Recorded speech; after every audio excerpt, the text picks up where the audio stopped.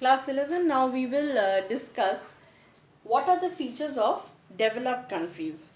So, underdeveloped features, if you have understood, then developed features also you will understand that when we can classify the countries under developed group, because whatever features the underdeveloped countries exhibit, just the opposite features will be exhibited or portrayed by the developed countries. So according to that, you can classify which countries are underdeveloped.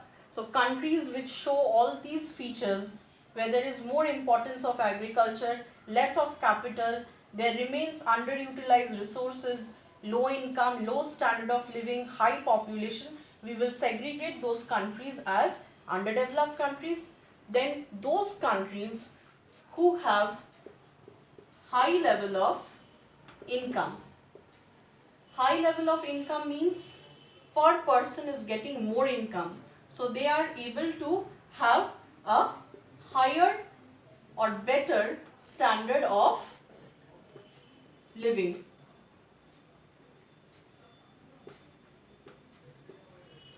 And since they have high income, they can also, they have high income means they have monetary resources. So they have abundance of capital or plenty of capital which they can save and use it for capital formation. That means machine building. More the number of machine in the country's stock, more will be its possibility to shift towards industrialization. So abundance of capital. Then if there is more capital or more machinery, then resources will not remain underutilized. So resources will be properly utilized. So there will be proper utilization of resources, and when proper utilization of resources takes place, the country has enough resources to undertake production, and it is used for productive purposes, which in turn increases the country's rate of return on national income. So this process of development also continues. Now their concentration will not be on agriculture. They will be trying to, since they have high income, they have the monetary capability to increase their level of productive machineries, use the resources and increase the future rates of income, for which they will be using the money to change and shift towards modernity, shift from agriculture to industrialization. And the trade and people over here will have high income, so high standard of living, they have proper education, proper trainings and skills, so they can shift towards industrial sectors and also service sectors. And the type of trade will also be opposite to what is over here. They are now concentrating on industrialization, means they are producing now industrial products, so they will not be importing much of industrial products from outside and making huge payments, import payments. So they will be making industrial products and they will be concentrating on export of industrial products, which helps them to earn or bring more money within the country, rather than importing all those products from outside and making a huge payment that reduces the money of the country. Then high population pressure, over here is high population, over here you will have low population pressure, because people will have the mentality of family planning. That means they will reduce the number of birth rate deliberately, so that the high income that is generated, it is being shared by less number of heads, so that each person income is more. Just for example, I am telling, suppose rupees 1000 is the income of 5 people. So each of them get 250. Sorry. Each of them gets 200 rupees. So per person income is, suppose this is the national income and this is the population in a particular time there are only 5 individual.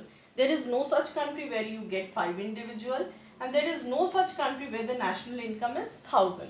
I am just taking an hypothetical example just to make you understand. It is very far from reality. So let the national income be 1000 and the population in a particular country is 5. So this 1000 is being shared by 5 person, means each are getting 200. But when the population rate reduces, suppose from 5, if it falls to 2, then what will happen? Each individuals will get 500, so each person is having more income at hand, which will help them to get a higher standard of living. So this is what happens in the case of developed countries.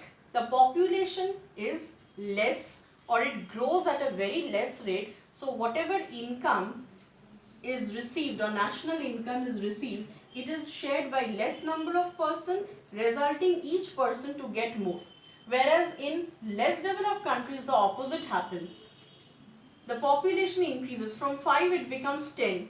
And if the national income remains 1000, then each person is going to get only 100 rupees. So per person's income is falling, and nobody can enjoy a higher standard of living over here. And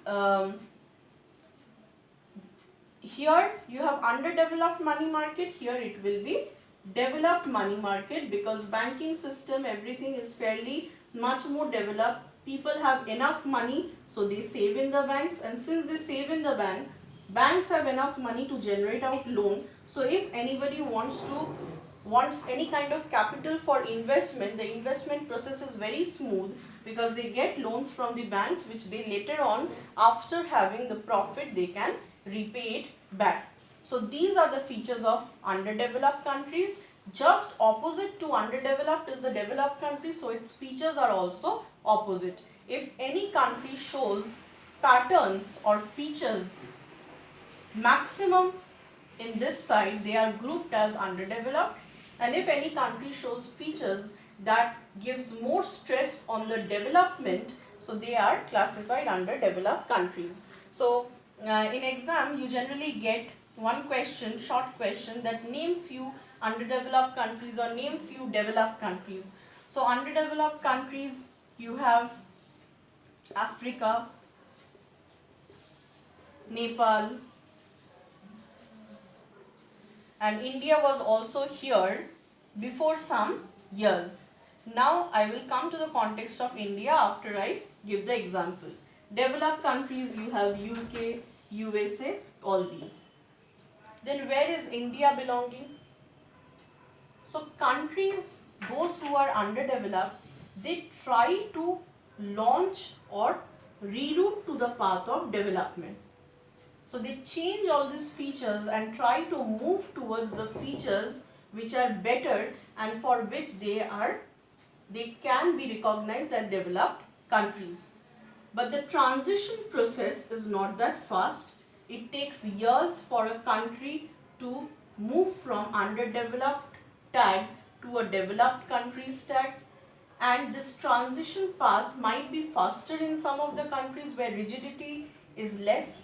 So India is basically falling in this category. It is trying to bring changes in structure and slowly shift towards developed country. So it is on the path of development, not yet totally developed, not even falling under underdeveloped category. So this is why we call it developing nation. So those countries which have broken this rigidity, which have moved towards developed countries, which are changing or showing positive features so that they can be classified under developed country, are regarded as developing nations.